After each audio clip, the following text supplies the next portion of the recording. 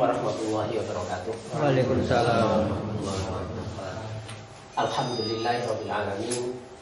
Wassalatu wassalamu ala Muhammadin wa ala alihi wa sahbihi ajmain. Marilah bersama kajian malam ini kita awali dengan basmalah. Bismillahirrahmanirrahim. Melanjutkan kajian 2 Senin yang lalu. Karena Senin sebelumnya itu kelanjutan juga, tapi hanya tanya jawab dan tidak dibuatkan catatannya, langsung nulis di papan. Tidak tahu hasilnya seperti apa kemarin. Kita lanjutkan penjelasan dengan yang sudah ditata. Yang lalu sudah diuraikan tentang makna wau bagi kehidupan, kaitannya dengan kemerdekaan jiwa.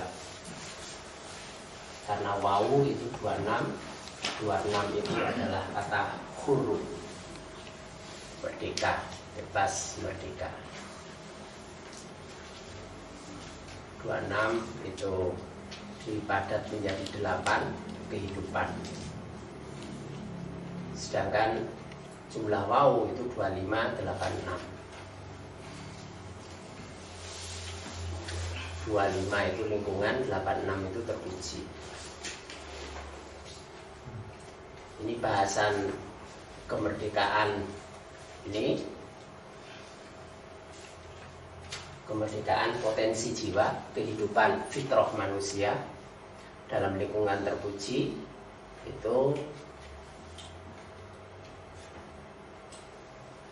merupakan awal kehidupannya, al-ulah, awal kehidupannya. Kenapa terpuji? Karena masuk golongan yang as-sajidin, yang taat. Pengertian dari 26, 2 dan 6, yang di tengahnya ada kehidupan 5.58 itu 84. Hanya saja kehidupan awal yang pada dasarnya taat itu kemudian terpecah antara yang menyerah muslim dengan yang menyimpang. Inilah titik keterpecahannya,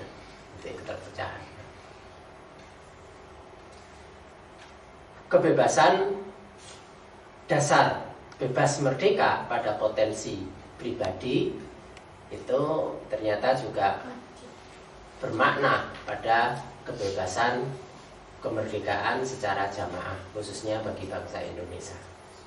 Ini yang kita bahas yang lalu.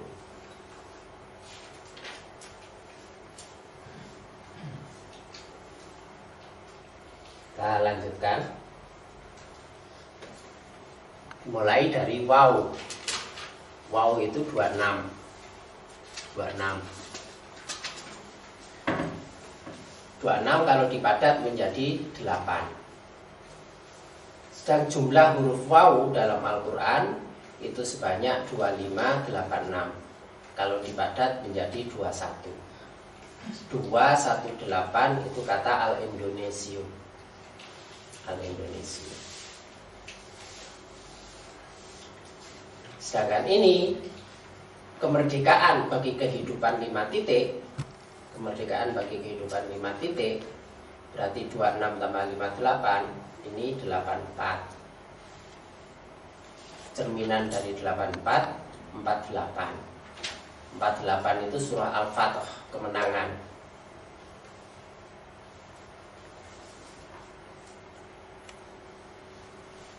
Kapan kemenangan atau kemerdekaan itu? Ini merupakan ketetapan akan kelahiran dan perkembangan Indonesia. Dikatakan ketetapan karena surah 26 itu jumlah ayatnya 227. 227. Ini 7-nya saya turunkan. Nah, ini akan menjadi rumus 22/7 di sini. 22/7. 7 ini padatan dari 25 atau 52. 7.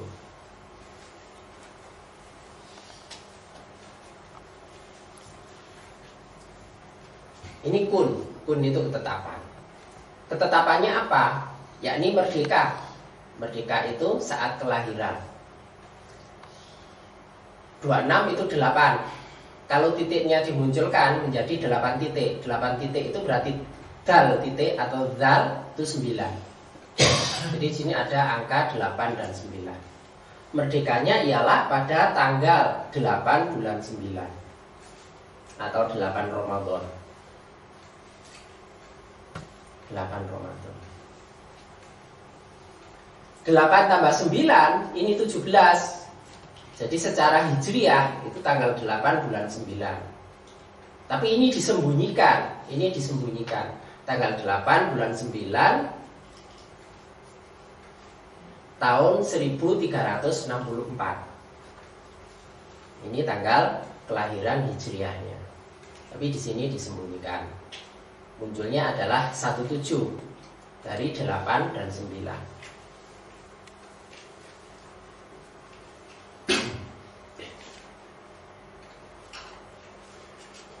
Sedangkan 17 atau 17 itu merupakan urutan dari huruf dha. Kalau disubstitusikan ke huruf itu adalah huruf dha. Yang jumlah huruf dha dalam Al-Qur'an 842. 842.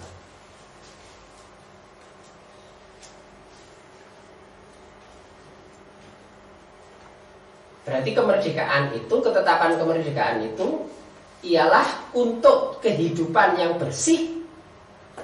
Kehidupan yang bersih berlandas pada kebenaran. Kehidupan yang bersih berlandas pada kebenaran.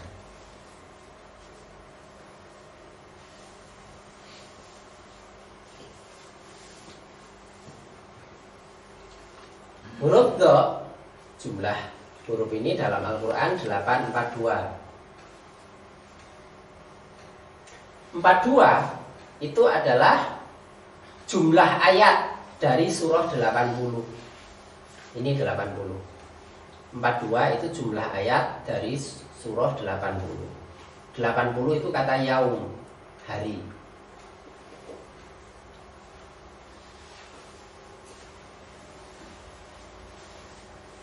Nah, di sini kemenangan. Jadi kemerdekaan itu merupakan hari kemenangan. Padatan 842 itu 14. 14 berarti rancangan, berarti langkah awal.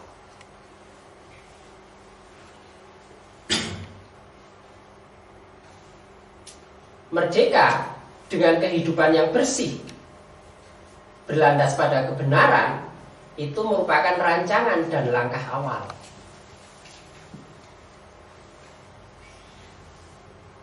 Bagi bangsa Indonesia untuk berproses.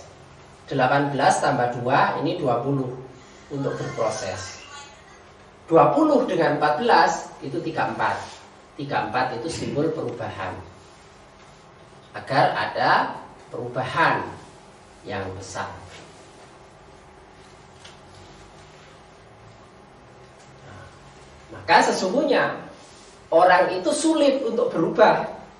Orang itu pada dasarnya sulit untuk berubah kalau tidak memiliki jiwa yang merdeka. Dan juga bangsa ini sulit mengarah pada perubahan yang terpuji, perubahan besar dalam waktu singkat, karena 34 ini kembali pada rumus Muhammad. Kalau tidak memiliki jiwa bangsa yang merdeka.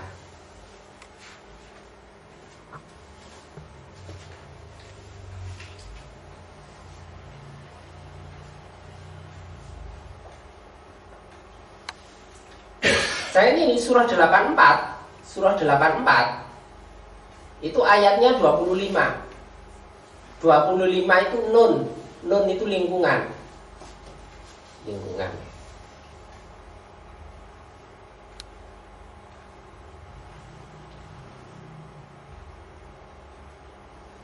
(84) tambah 2 itu 86. 86 terpuji. Ini Muhammad. Ini rumus Muhammad Ini 86 nilai Muhammad.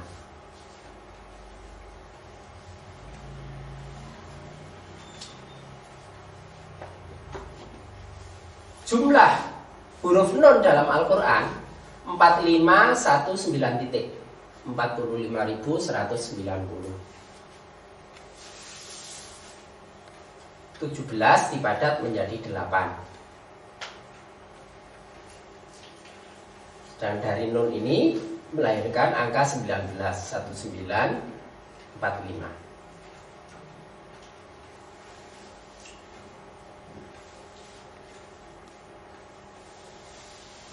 19 dengan 45 jumlahnya 64. Sedangkan titik ini 13. Titik sini 13. Jadi 18 memunculkan titik 13. Di sini melahirkan 84 melahirkan nun 1945. Ini keterkaitan angka Hijriah dan tahun Masehi.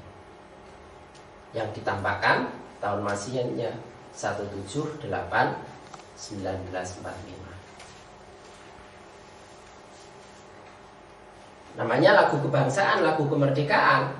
Asli tagnya itu bukan 17 Agustus.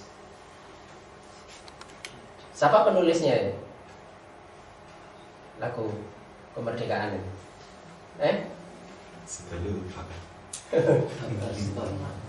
Siapa?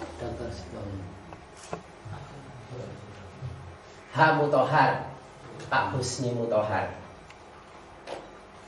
Hanya itu Husni, orang keturunan Arab, Husni Muthohar.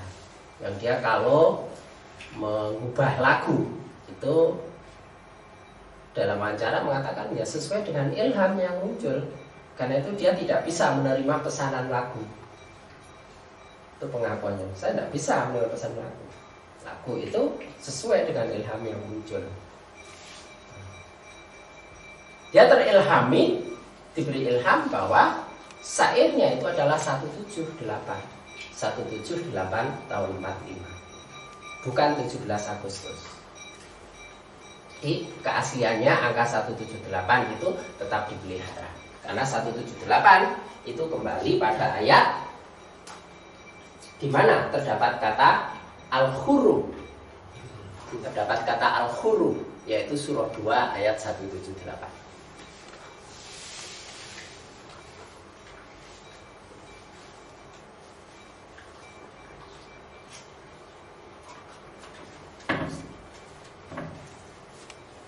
Nampak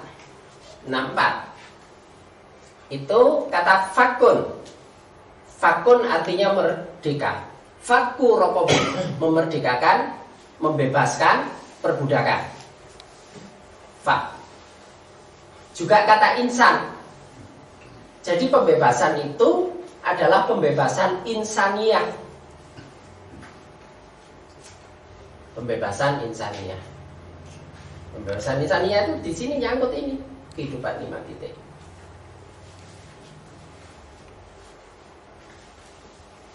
Nampak itu juga kata al-balad.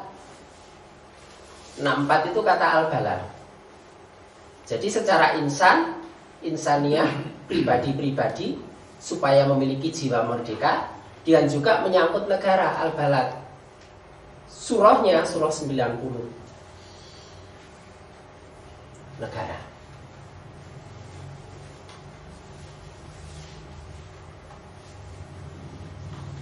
Pembebasan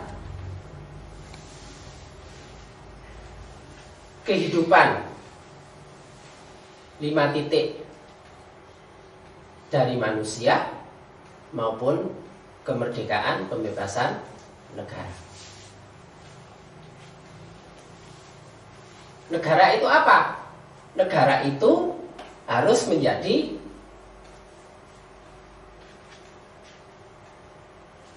negara kesatuan. Harus menjadi negara kesatuan. Dari mana? Surah 42, jumlah ayatnya 53. 5 kali 3 itu 15. 15 itu ahad.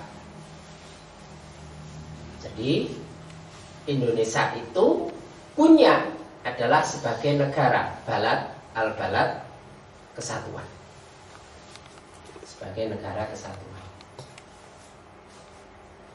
Kesatuan itu yang sifatnya mengikat.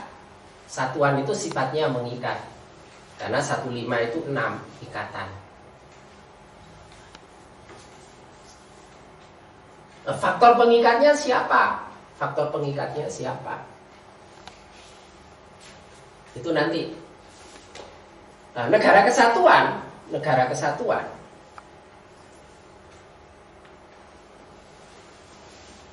itu terikat oleh janji, ahdun. 53 itu nilai kata ahdun, janji. Asjudu yaitu bahwa mereka senantiasa taat. 53 terikat oleh janji untuk taat. Karena itu di sini tadi kan ada kaitan tentang ketaatan. Jadi satu-satu itu kan as-sajidin. Sajidin itu juga nilai salimun, orang-orang yang sejahtera. Salimun punya kaitan dengan musliman, karena sama berakar dari kata sin lam mim. Ini juga sin lam mim. Orang-orang yang selamat, orang-orang yang sejahtera, orang-orang yang menyerah. Itu secara pribadi. Dirumuskan negaranya juga seperti itu.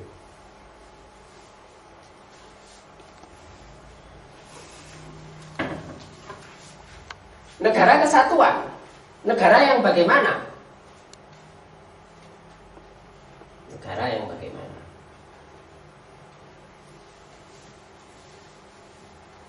Delapan empat, surah 84 jumlah ayatnya 25. 84 tambah 25 itu 109. 109 dipadat menjadi 10. 10 itu surah Yunus, lautan, air.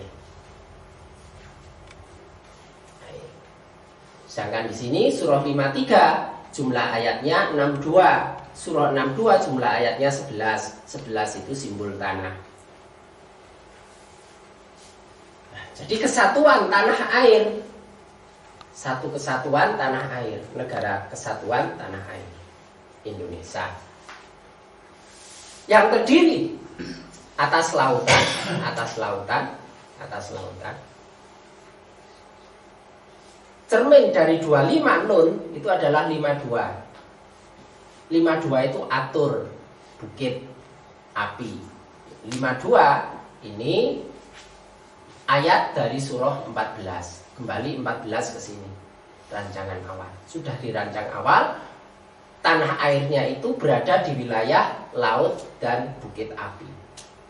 Bukit berapi, gunung berapi.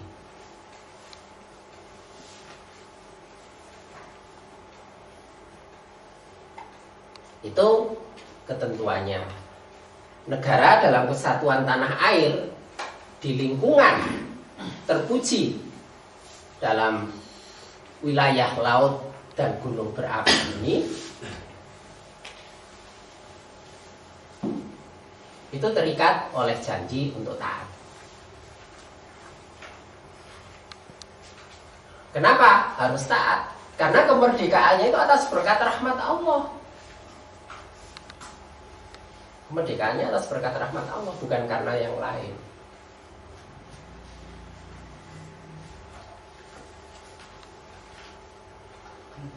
Itu ketentuan awalnya itu seperti itu. Tapi kembali 84 itu bisa menunjukkan keterpecahan. Bisa terpecah. Nah, terpecah pada bahasan sebelumnya itu bisa orang itu taat, bisa juga menyimpang, musliman atau syaitan.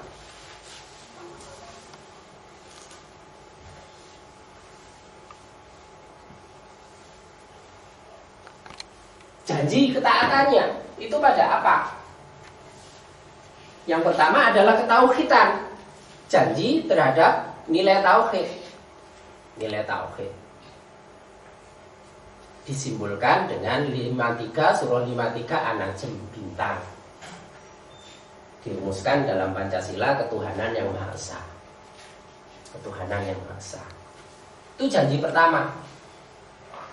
Janji yang kedua, nilai kemanusiaan, insan. 64 ini insan, kemanusiaan.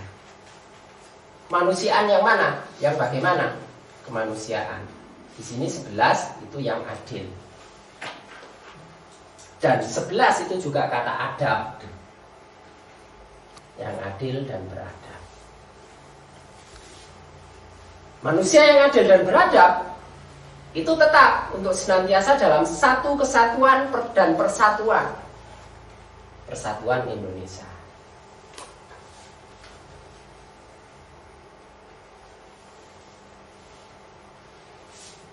Rakyat Indonesia itu adalah rakyat yang terpimpin. Rakyat yang terpimpin. Oleh apa? 42 ini adalah suro. Suro, permusawaratan. Bagi siapa? Bagi rokyu, bagi rakyat.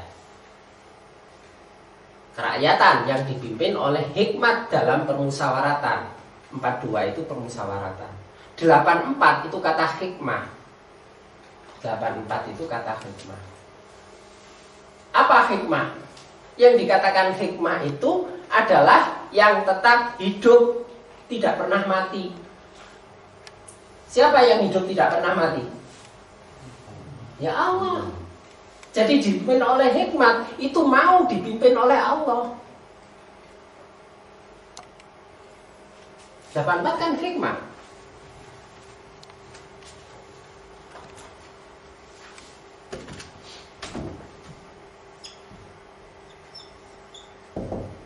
Enam, 22, 24, 32,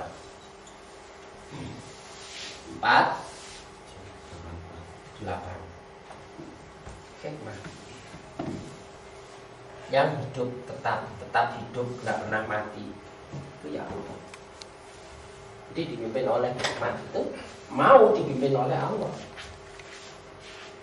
Hanya orang-orang yang mau dipimpin oleh Allah itu yang layak masuk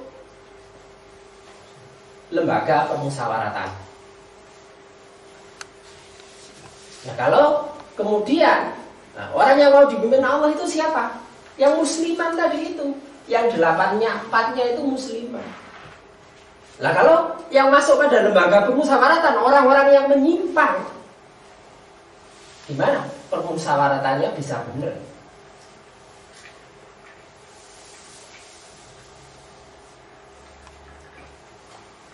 Nah, itu persoalannya. Jadi kenapa kemudian tidak menjadi seperti ketetapan awalnya? Awalnya taat dan menyerah. Di sini taat dan menyerah. Ini awal, al-aula, awal.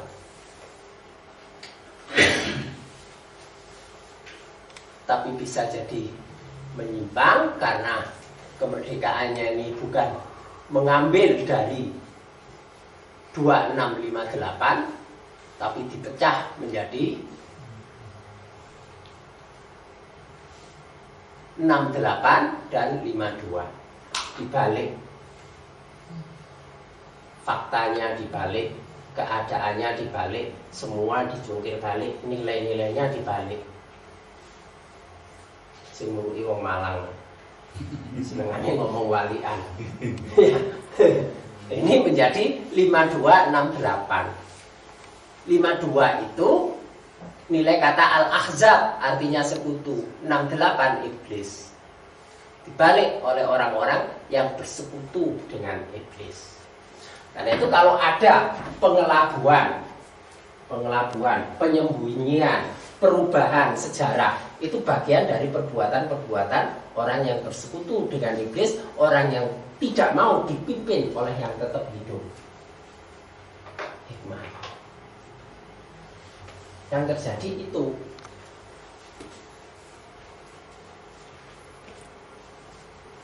Ini orang-orang musyrik dan orang-orang yang bodoh.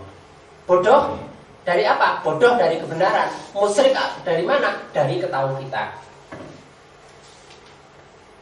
Maka ketentuannya kemarin adalah sebagaimana surah 6 ayat 1, 2, 3 ya. Surah 6 ayat 1, 2, 3 itu yang terjadi.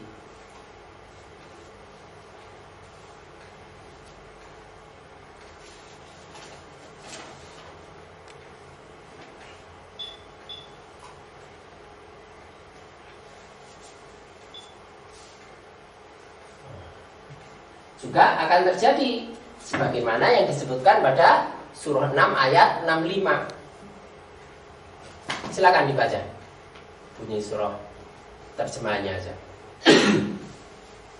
Surah 6 ayat 65. Katakanlah, Dialah yang berkuasa untuk mengirimkan azab kepadamu dari atas kamu atau dari bawah kakimu, atau Dia menyampurkan kamu dalam golongan-golongan yang saling bertentangan dan merasakan kepada sebagian kamu keganasan sebagian yang lain. Perhatikanlah betapa kami mendatangkan tanda-tanda kebesaran kami silih berganti agar mereka memahaminya. Ya. Jadi 1, 2, 3 1, 2, 3. Nah, ini kan jumlahnya kan 6. Jumlahnya kan 6. 2, 3-nya sendiri itu 5. Ini 6. Jadi kaitannya surah 6, 1, 2, 3 itu juga dipertegas dengan yang dinyatakan dalam surah 6 ayat 65. Dia yang berkuasa. Kalau 1, 2, 3 menyatakan akan dikirimkan penjahat-penjahat terbesar yang berbuat kerusakan, ini dipertegas bahwa Dia yang berkuasa untuk mengirimkan azab kepadamu dari atas maupun dari bawah, baik dari kalangan pemimpin maupun dari grassroots, wilayah akar rumput masyarakat jelata.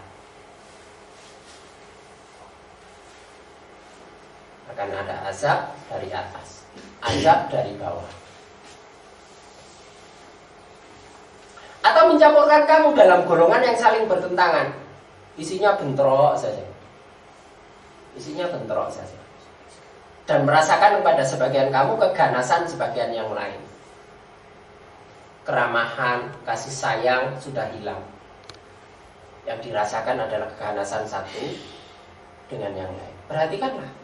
Kami mendatangkan tanda-tanda kebesaran kami silih berganti agar mereka memahami.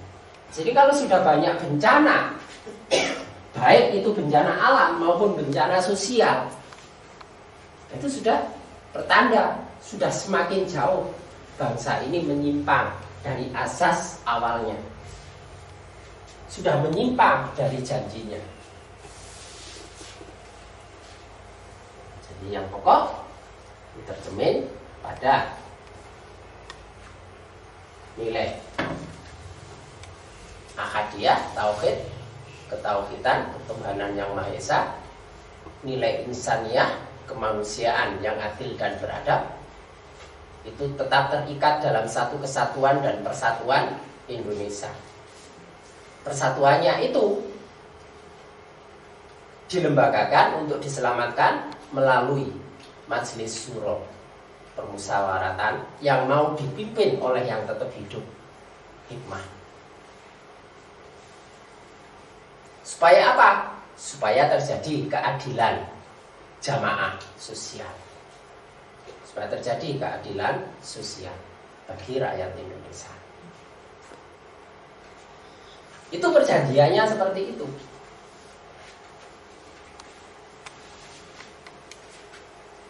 Maka tinggal melihat saja di antara janji-janji itu yang sudah dilanggar itu yang mana. Tentu 109 84 keterpecahan dari 109 itu adalah di antara orang-orang yang mengagungkan Allah. Orang-orang yang mengagungkan Allah inilah yang mau hidup dipimpin dalam permusyawaratan.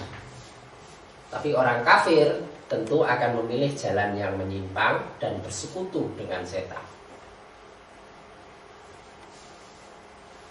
Keterpecahannya di situ. Yang keterpecahan dari kebenaran ini menyangkut keterpecahan kehidupan rohani di antara orang-orang yang membangun Allah dan orang-orang yang kafir.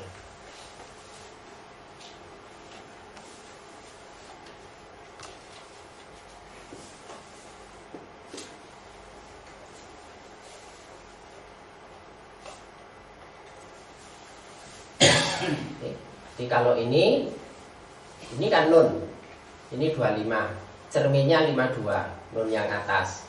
Jadi ini nyangkut kesemestaan Indonesia, ketetapan bagi kesemestaan Indonesia, yaitu tanah air di wilayah lautan dan gunung berapi. Itu sebagai lingkungan terpuji, terikat oleh janji untuk taat kepada Allah dengan dasar 5 dasar itu. Itu ikatan perjanjiannya.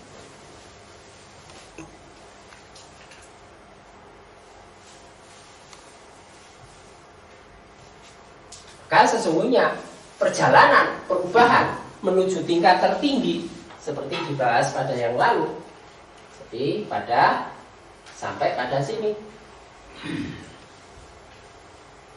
7 titik perjanjian yang naik menuju kesejahteraan itu harus berdasar pada itu. Nah, tapi kenapa kemudian ada yang menyimpang, yang terpecah kehidupan rohaninya? Belum ke sana. 52 dengan 25 ini 77. 7 tambah 7 itu 14. Kembali pada rancangan awal. Rancangan dan langkah awal. Apa? Bagi fitrah 49 itu kata fitrah. Yang ini ada pada surah 30 ayat 30. Fa'akim wajhaka lid-dini hanifah fitratallahi allati fatarana 'alaiha la tabdila li khalqillah. Tidak ada perubahan pada penciptaan Allah yang semacam itu, pada rumus-rumus yang ditetapkan semacam itu. Dzalika dinul qayyim. Karena 64 itu juga kata din.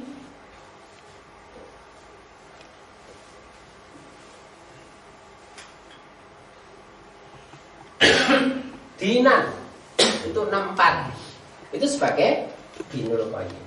Jadi sesungguhnya Indonesia itu cetakan awalnya, ketetapannya itu berdasarkan 5 perjanjian ini sebagai wujud penegakan nilai-nilai agama. Karena 64 itu dinan.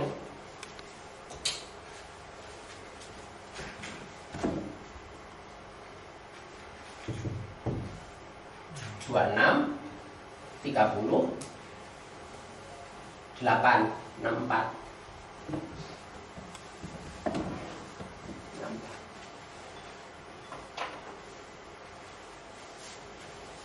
Karena itu bangsa ini semakin jauh dari agama, berarti semakin menyimpang dari ikatan perjanjiannya itu. Kalau itu yang terjadi, maka tidak bisa dihindari terjadinya surah 6 ayat 65 dan surah 6 ayat 1, 2, 3.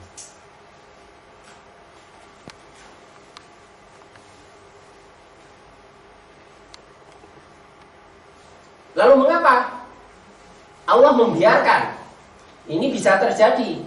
Orang-orang yang penjahat-penjahat besar dan kalangan orang kafir ini merajalela. Justru disinilah itu letak panggilan jihad dan dakwah. Ketika semuanya keadaannya sudah rusak, mengingkari, membalik-balik perjanjian, yang diperlukan adalah pribadi-pribadi. Bagaimana setiap pribadi itu menjaga. Bagaimana setiap pribadi itu menjaga.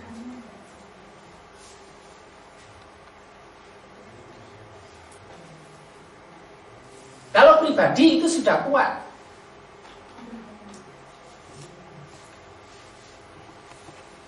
kalau pribadi sudah kuat,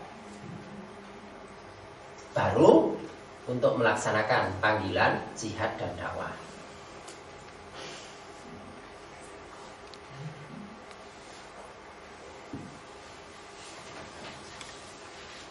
Fitrah ini lemah. Fitrah ini lemah. Dalam surat 30 ayat 30. Lemah. 30 dengan 30 itu 60. Wanita yang diuji. Letak ujiannya itu di sini. Apa? Bahwa fitrahnya itu 49, ada ragam masyarakatnya, budayanya, latar belakang budayanya, bahasanya, letak geografisnya, alamnya, itu beragam, berbeda-beda. Tapi semuanya kan tetap diikat dalam satu kesatuan ini.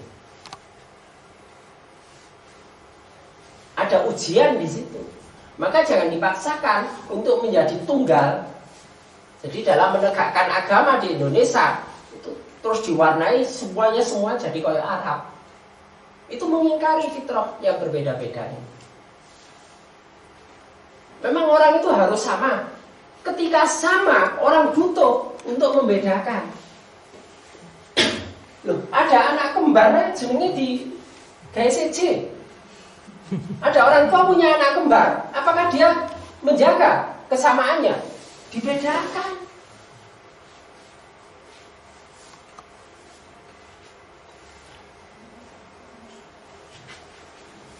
Anak kembar padha lanange siji dijenengo apa itu? Tony, sing siji jenengo Tino. Untuk membedakan. Ketika sama yang bedakan. Jadi perbedaan itu tidak buruk. Perbedaan itu tidak buruk. Semuanya baik kalau tetap dalam satu ikatan kesatuan. Tanaman itu dibuat berbeda-beda. Tanaman itu dibuat berbeda-beda.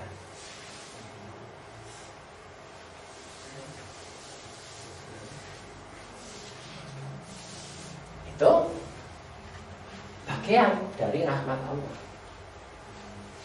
Nah, justru pada perbedaan itu ada ujian untuk di sini, untuk menjadi kuat ataukah lemah.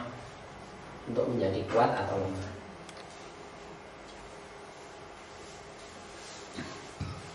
Wanita yang diuji, wanita lemah diuji, itu nanti pada akhirnya menjadi kuat. Jadi secara pribadi itu akan menjadi kuat kalau teruji untuk memenuhi panggilan jihad dan dakwah terhadap kelompok kafir. Kalau ini tidak dilakukan, ujian ini tidak dilakukan, ya tetap dalam keadaan lemah.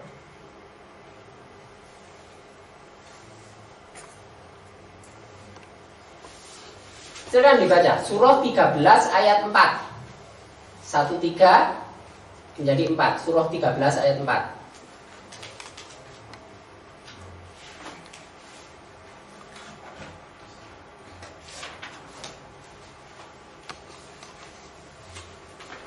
Surah 13 ayat 4.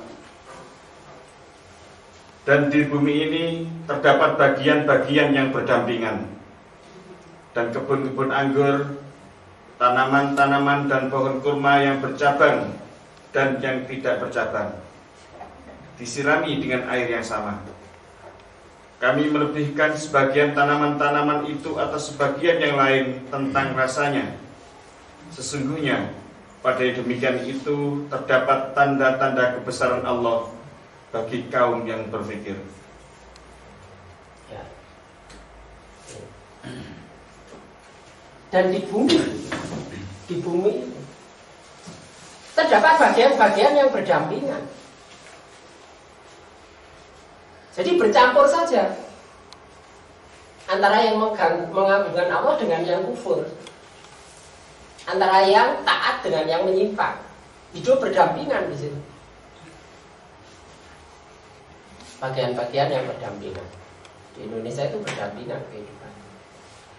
Dari kebun anggur, tanaman-tanaman, pohon, kurma yang bercabang dan yang tidak bercabang, yang bertauhid maupun yang musyrik, hidupnya berdampingan. Tapi semua disirami dengan air yang sama. Allah mengirimkan petunjuk-petunjuknya sama pada semuanya. Tapi ada kelebihan yang satu dengan yang lain. Tidak sama antara orang yang taat dan orang yang membangkang. Tidak sama antara orang yang melihat dengan orang yang buta. Tidak sama antara orang yang tunduk dan orang yang membangkang. Allah melebihkan sebagian di antara yang tumbuh itu dari sebagian yang lain. Pada demikian itu terdapat tanda-tanda kebesaran Allah bagi orang yang berpikir. Kebesarannya bahwa Allah menyediakan di sini adalah medan dakwah. 84 tambah 8 tambah 42 itu 134. Ya, 84 tambah 8 tambah 42 itu jumlahnya 134. Karena itu penjelasan tadi surah 13 ayat 4. Nah, jadi yang namanya keragaman antara orang yang taat dan orang membangkang itu selamanya tetap ada. Selama tetap ada. Nah, orang-orang yang belum mengagungkan Allah masih dalam ukurannya itulah yang menjadi objek dakwah. Ujiannya di situ. Tanpa ada panggilan dakwah ini, maka kamu akan menjadi lemah. Fitrahmu itu akan tetap lemah. Kalau dilakukan, maka akan menjadi kuat.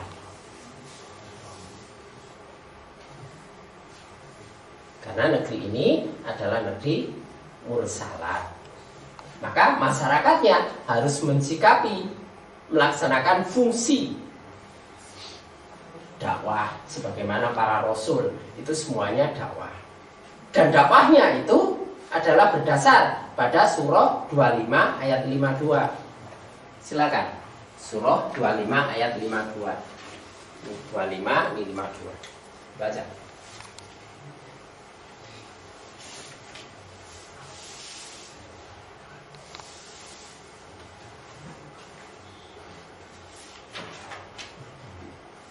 Surah 25 ayat 52. Maka janganlah kamu mengikuti orang-orang kafir dan berjihadlah terhadap mereka dengan Al-Quran dengan jihad yang besar. Jadi kalau hidup berdampingan antara yang beriman dengan orang kafir itu tidak bisa dihindari. Tapi jangan mengikuti orang kafir.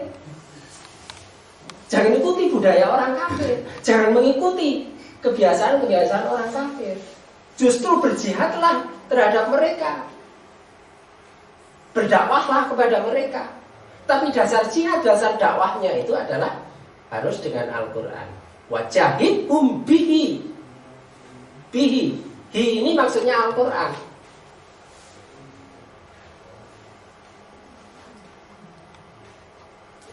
Al-Quran yang ditegakkan melalui amalan yang nyata. Karena hak itu 27 itu aktivitas.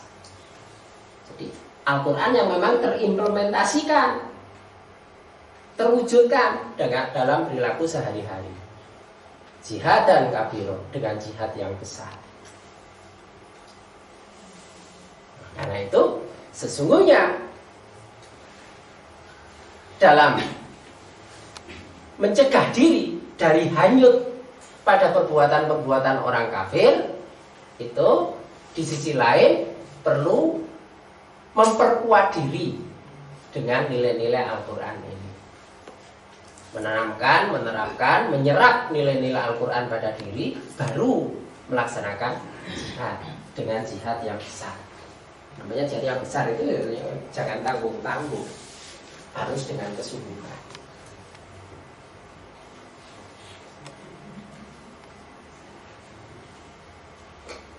Apa? Jihad yang besar itu untuk ngerek, untuk kemuliaan, untuk mengagungkan. Apa? Dasar fitrah ini adalah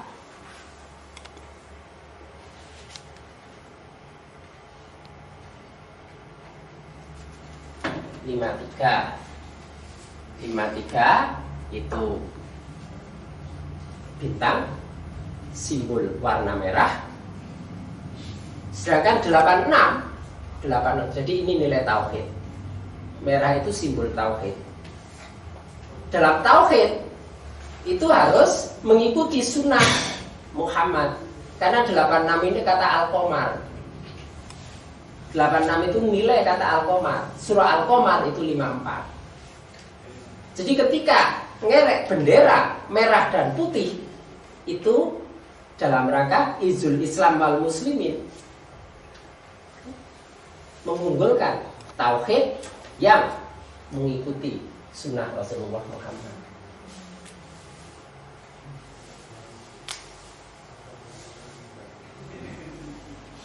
Itu merah putih. Karena itu di bintang itu simbol merah. Muhammad itu juga dijuluki sebagai Al-Qamar, bintang. Tola'al badru alaina, telah terbit bulan datang pada kita. Merah itu bahasa Qur'annya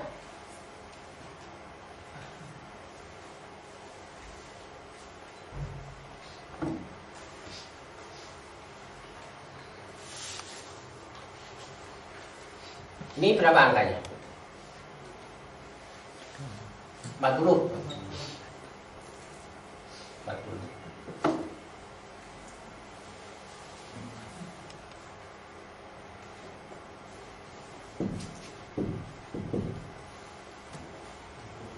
Ini berapa? Bidun, ini putih. Berapa?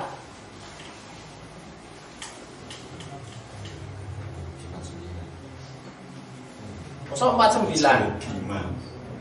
Masa 45? 47. Jadi surah Muhammad itu surah 47. Jadi Muhammad itu diwujudkan pada surah adalah surah 47. Di dalam 47 ini terdapat 40. Humrun itu 40 merah. Bidun itu putih.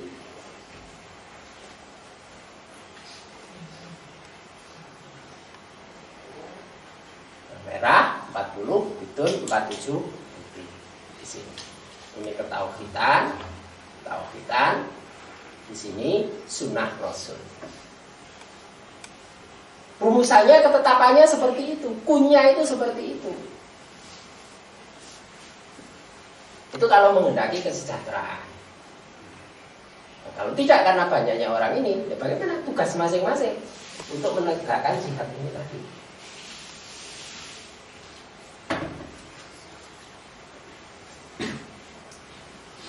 Lima tiga simbol merah itu cerminannya adalah 35. 35.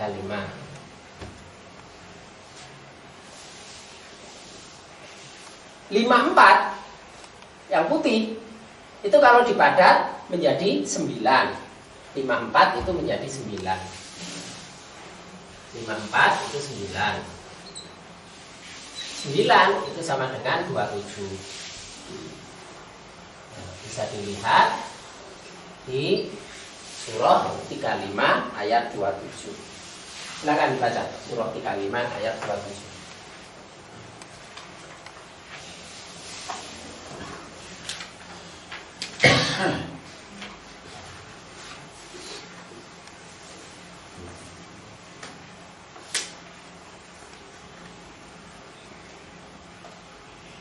Surah 35 ayat 27. Tidakkah kamu melihat bahwasanya Allah menurunkan hujan dari langit, lalu kami hasilkan dengan hujan itu buah-buahan yang beraneka macam jenisnya. Dan di antara gunung-gunung itu ada garis-garis putih dan merah yang beraneka macam warnanya, dan ada pula yang hitam pekat. Jadi ketauhidan yang mengikut pada sunnah Rasul itu tercerminkan pada lambang bulan bintang, pada lambang merah dan putih. Tapi ada yang berwarna hitam pekat. Sementara itu kehidupannya adalah berdampingan. itu menjadi medan dakwah untuk menegakkan, memberi warna merah putih pada yang hitam pekat itu.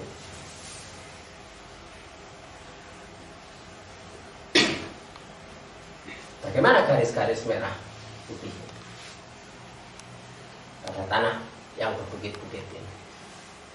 Sini bermacam-macam, beraneka macam jenisnya, sebagaimana yang disebutkan pada surah 13 ayat 4 tadi, yang hidup berdampingan, beraneka ragam. Ada yang tetap terjaga, terpelihara ketaatannya, ketauhidannya, dan penegakan sunnahnya, dan ada yang menyimpang dalam keadaan hitam pekat. Orang-orang kafir itu disimbolkan dengan kegelapan, zulumat.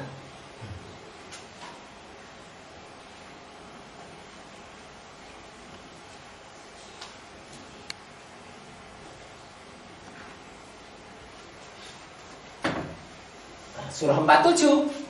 Surah 47 itu jumlah ayatnya 38. 38. Karena itu merah putih itu dalam tulisannya adalah disimbolkan ini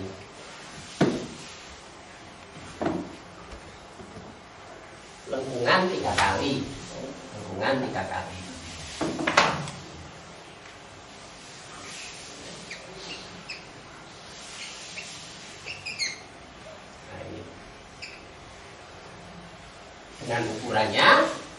Dengan ukurannya jadi ini yang merah, ini yang putih, ini 38. Ini kan angka 8 ini kan angka 8. Dengan ukuran lebar di sini 30, sini 30, sehingga jumlahnya 60, sedangkan di sini 90, yang sini 60 dan 90. Nah, yang dinaikkan ini diiringi apa? Diiringi surah 3 ayat 8. Silakan dibaca surah 3 ayat 8. Itu ditegakkan, dinaikkan, diunggulkan, dijadikan terpuji,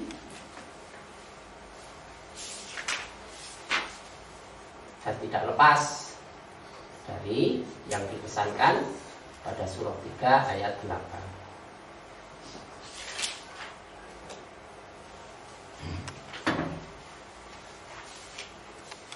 Surah 3 ayat 8. Mereka berdoa, Ya Rabb kami, janganlah Engkau jadikan hati kami condong kepada kesesatan sesudah Engkau beri petunjuk kepada kami, dan karuniakanlah kepada kami rahmat dari sisi Engkau, karena sesungguhnya Engkaulah Maha Pemberi karunia. Ya. Rabbana la tuzigh qulubana. Itu doanya yang tidak pernah lepas.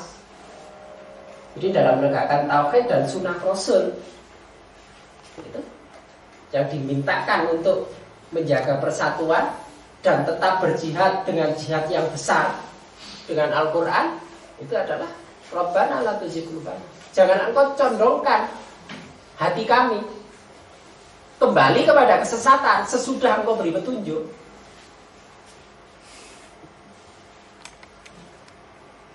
Nah, ini bolak-balik orang mari-mari di wilayah petunjuk karo wilayah kesesatan.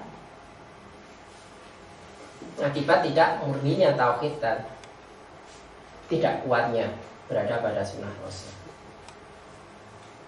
Jangan sampai condong pada kesesatan. Kembali pada kesesatan setelah mendapat petunjuk.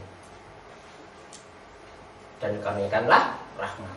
Dan itu tidak akan terjadi kecuali dengan rahmat Allah. Tapi bagaimana rahmat Allah itu akan turun kalau rahmat yang awal itu tidak disyukuri, diingkari. Ketika disyukuri maka akan mendapat tambahan rahmat. Innaka antal wahhab, sesungguhnya adalah Engkau Maha Pemberi.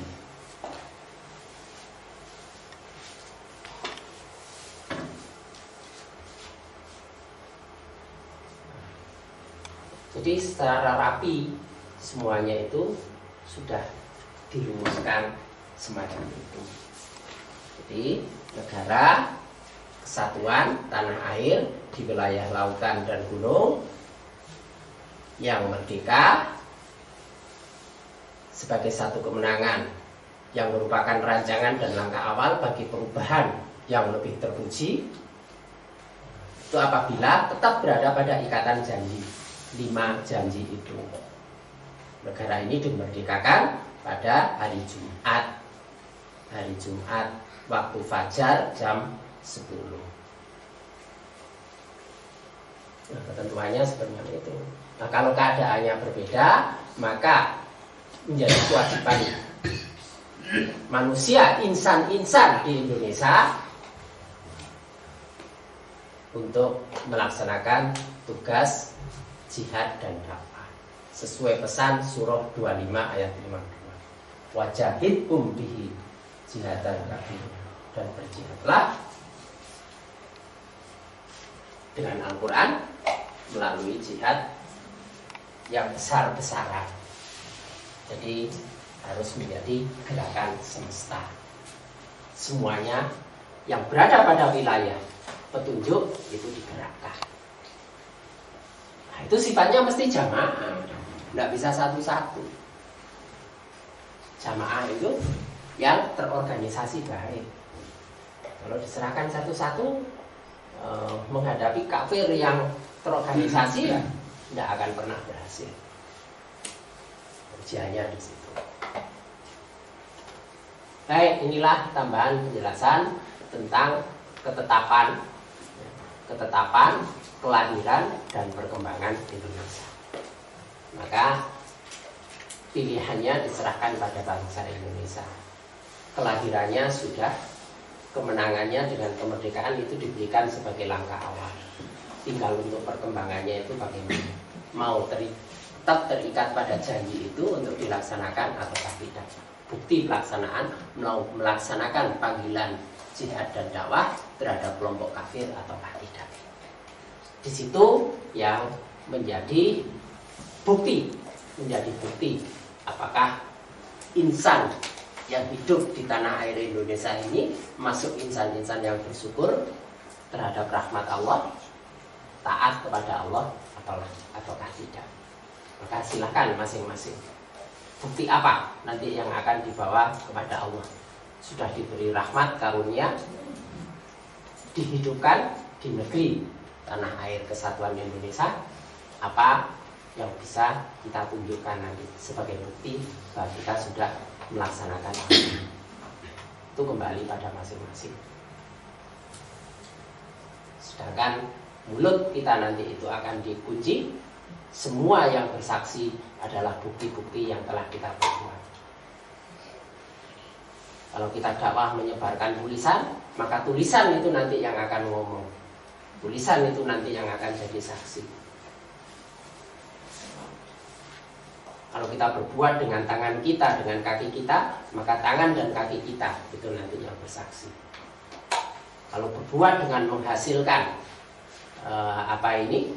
rekaman-rekaman pengajian itu nanti yang akan jadi saksi. Maka silakan masing-masing akan mengumpulkan bukti-bukti apa yang itu nanti akan menjadi saksi. Termasuk orang yang syukur ataukah termasuk orang yang kufur. Baik, inilah bahasan kita pada malam ini. Insya Allah yang akan datang kita sudah masuk pada kajian mengenai juz. Kita akhiri pertemuan malam ini dengan hamdalah. Alhamdulillahirabbil alamin. Wallahu a'lam bishawab. Wassalamualaikum warahmatullahi wabarakatuh. Waalaikumsalam warahmatullahi wabarakatuh.